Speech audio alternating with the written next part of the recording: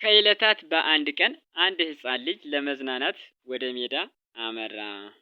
ሜዳ እንደደረሰ የተለያዩ አበቦችን፣ ንቦችን፣ ቢራቢሮዎችን በማየት ተደሰተ።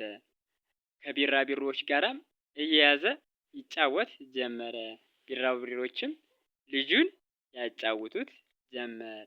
ነገር ግን ልጁ የመጣበት ቤት ሩቅ ስለነበረ በጣም ደከመው። ትንሽ ቆይቶ ከሜዳው ላይ ካሉ ዛፎች አረፍ ብሎ ተኛ። ከዚያም እንቅልፍ ወሰደው። እንቅልፍ እንደወሰደውም በህልሙ ደስ ደስ የሚሉ ነገሮች ይታዩት ጀመረ።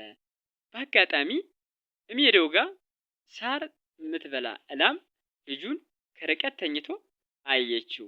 እርሷም ወደ ልጁ ተጠገች።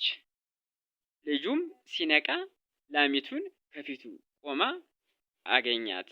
ላሚቱም ለምንድነው እዚህ ብቻህን የተኛ አለችው። ለመዝናናት መጥቼ ደክሞኝ ከዚህ እረፍ እንዳልፍ እንቅልፍ ወሰደኝ አላት።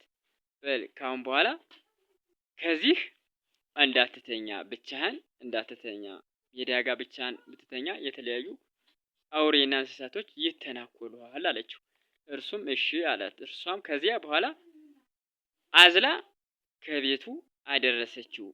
የልጁ እናትም በላሚቱ ስራ በጣም ተደሰተ።